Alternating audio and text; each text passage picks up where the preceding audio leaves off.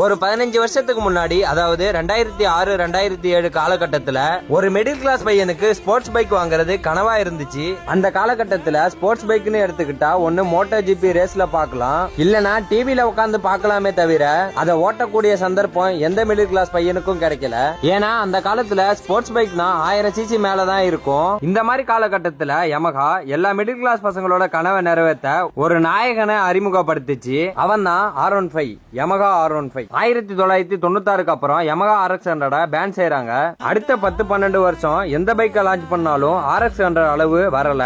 அந்த குறைய சரி கட்ட வந்த வண்டி தான் R15. 2008ல யமஹா R15 லான்ச் பண்றாங்க. ஸ்போர்ட்ஸ் பைக்னா நாங்க தாண்டான சுத்தின கரிஸ்மாவும் பல்சர் 220 மார்க்கெட்டையும் அடிச்சு உட்கார வைக்குது R15. 2008ல 6 கியர் வித் ரேடியேட்டர், காத்த கிழிச்சிட்டு போற மாதிரி ஏரோடைனமிக் சிஸ்டம், ஃபுல்லி ஃபேட் பாடி, இதெல்லாம் தான் R15 ரியல் ஸ்போர்ட் பைக்கா உணர வச்சுது. இதுவரைக்கும் ஸ்போர்ட்ஸ் பைக்க மோட்டோ ஜிப்லயும் டிவிலயும் மட்டும் பார்த்து ஏங்கி போயிருந்த நம்ம பசங்களுக்கு இனிமேல நம்மளாலேயும் ஒரு ஸ்போர்ட் பைக் வாங்க முடியும்னு நம்பிக்கையை கொடுத்துச்சு யமஹா.